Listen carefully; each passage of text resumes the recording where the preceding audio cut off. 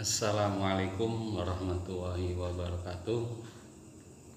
Teman-temanku semua, para guru, khususnya guru pendidikan agama Islam yang berbahagia.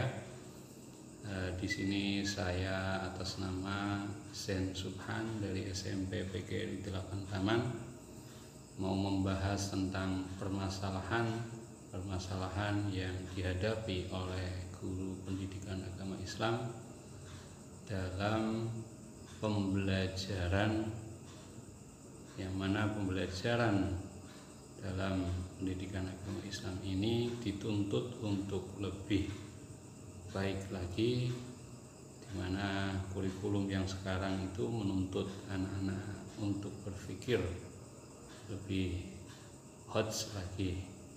Nah, pertanyaan yang pertama adalah jelaskan apa yang Bapak Ibu ketahui tentang scientific method dan bagaimana Bapak Ibu mengaplikasikannya dalam pembelajaran di kelas ya.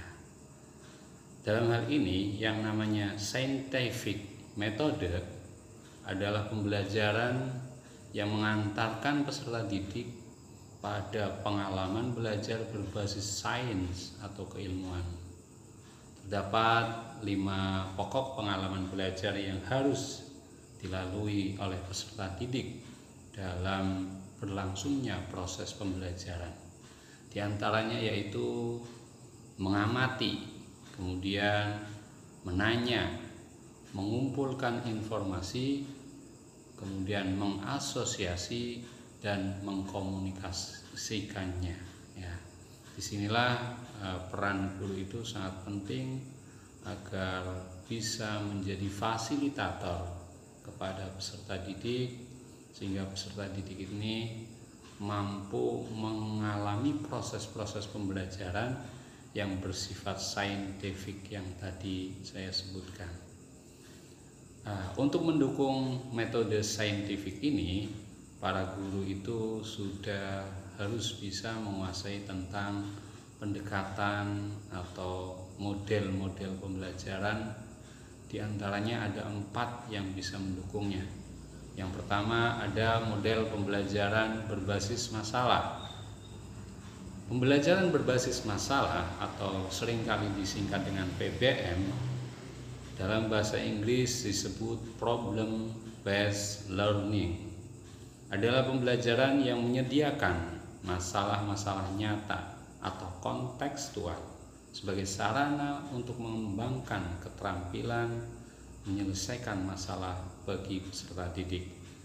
Peserta didik dengan model pembelajaran ini dia dibiasakan untuk bisa menyelesaikan masalah-masalah nyata yang dihadapi oleh peserta didik, sehingga kemampuan berpikirnya akan menjadi kritis dalam menyikapi berbagai masalah yang dihadapi, baik di dalam proses pembelajaran itu sendiri maupun dalam kehidupan sehari-hari di dalam masyarakat, sehingga secara bertahap peserta didik ini akan mampu mengembangkan pengetahuannya.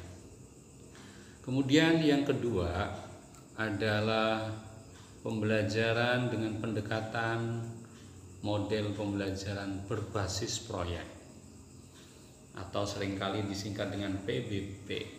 Pembelajaran berbasis proyek atau PBB dalam bahasa Inggrisnya dinamakan Project Based Learning, PJBL, adalah model pembelajaran yang menggunakan proyek atau rangkaian-rangkaian kegiatan yang menghasilkan produk dalam proses pembelajaran dalam upaya mencapai kompetensi sikap, pengetahuan, dan keterampilan.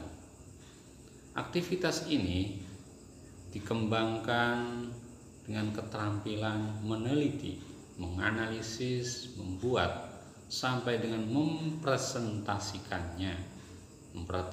mempresentasikan produk pembelajaran yang dihasilkan berdasarkan pengalaman-pengalaman nyata yang dilalui oleh peserta didik. Produk yang dimaksud adalah hasil proyek dalam bentuk desain, skema, karya tulis, karya seni, karya teknologi atau prakarya dan lain-lain. Nah, inilah yang nantinya peserta didik ini akan menjadi lebih luar biasa lagi. Kemampuannya sangat tangguh ya. Kemudian yang ketiga, ada model pembelajaran yang mampu mendukung saintifik ini, diantaranya dengan model pembelajaran penemuan atau discovery. Dalam bahasa pendidikannya itu, teori pendidikan disebut dengan discovery learning, yaitu proses pembelajaran yang menyajikan masalah-masalah tidak nyata atau hasil rekayasa guru sebagai sarana untuk mengantarkan peserta didik menemukan sendiri pemecahan terhadap masalah tersebut. Melalui pembelajaran menemukan ini diharapkan peserta didik mampu merumuskan, menjawab apa, siapa, kapan, di mana, bagaimana, dan mengapa, serta memberikan ruang untuk mengembangkan keterampilan berpikir analitis dan keterampilan berimajinasi.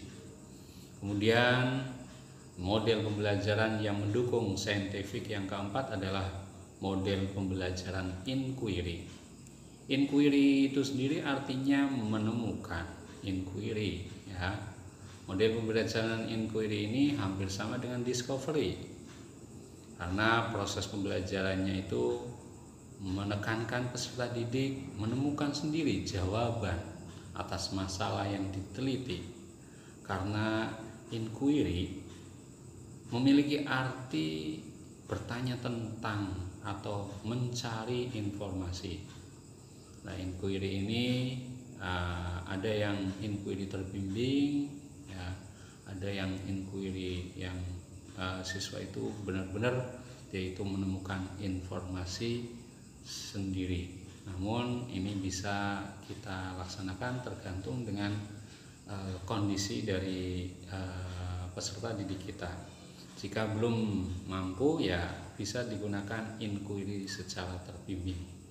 Kemudian permasalahan yang kedua yaitu tentang bagaimana sih TPA-CK atau teknologi pedagogik konteks knowledge ya dalam pembelajaran PAI, dan bagaimana Bapak Ibu mengupgrade kemampuan atau skill penguasaan teknologi dalam pembelajaran PAI. Ya, TPA-CK atau teknologi pedagogik content knowledge merupakan pembelajaran yang menggunakan penerapan gabungan sistem pendidikan yang mengedepankan teknologi dan aplikasi konten-konten tertentu dalam pembelajaran. Pembelajaran ini ya merupakan pembelajaran yang memadukan komponen-komponen, antara lain ada 3 komponen yang perlu diperhatikan dalam TPA-CK ini. Yang pertama adalah T, teknologi ya, sesuai dengan namanya TPA-C. T-nya itu adalah teknologi.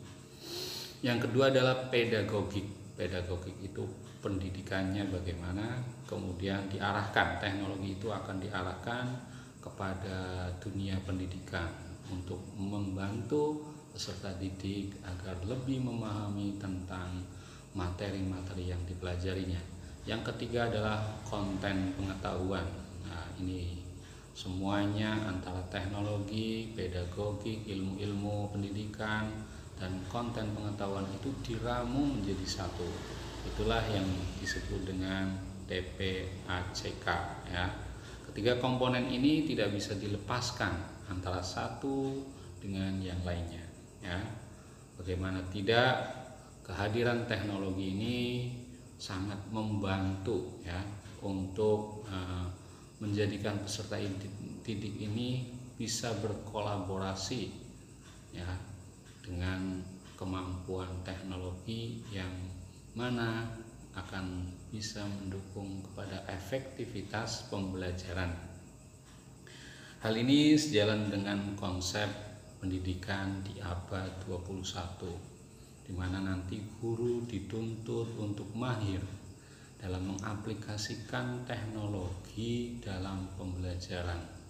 Mari para guru, terutama guru PAI, ya kita harus belajar bagaimana menggunakan teknologi itu dalam penerapan di dunia pendidikan. Terus bagaimana agar Bapak Ibu guru ini mampu mengupgrade kemampuannya atau skillnya penguasaan teknologi dalam pembelajaran? Ada beberapa langkah-langkah yang bisa dilakukan oleh seorang guru dalam mengupgrade ya kemampuannya dalam mengelola pendidikan. Ada 6 ya yang bisa dilakukan oleh seorang guru. Yang pertama yang harus dilakukan oleh guru adalah melanjutkan pendidikan ke jenjang yang lebih tinggi. Dari S1 ya sarjana S1, kemudian dia belajar lagi S2. Ya. Salah satu upaya pemerintah dalam meningkatkan profesionalisme guru ini ya itu dengan meningkatkan kualifikasi persyaratan ya jenjang bagi para guru-guru ini, mulai dari tingkat perguruan tinggi ya. Kemudian pemerintah juga mengadakan program-program sehingga guru memiliki akuntabilitas yang memadai untuk menjalankan perannya sebagai pendidik ya. Kemudian langkah yang kedua, kita bisa melakukan yang namanya memanfaatkan komunitas guru ya, dimana di komunitas guru itu ada KKG atau kelompok kerja guru. Nah, dengan memanfaatkan KKG ini ya kita strategi pengembangan profesi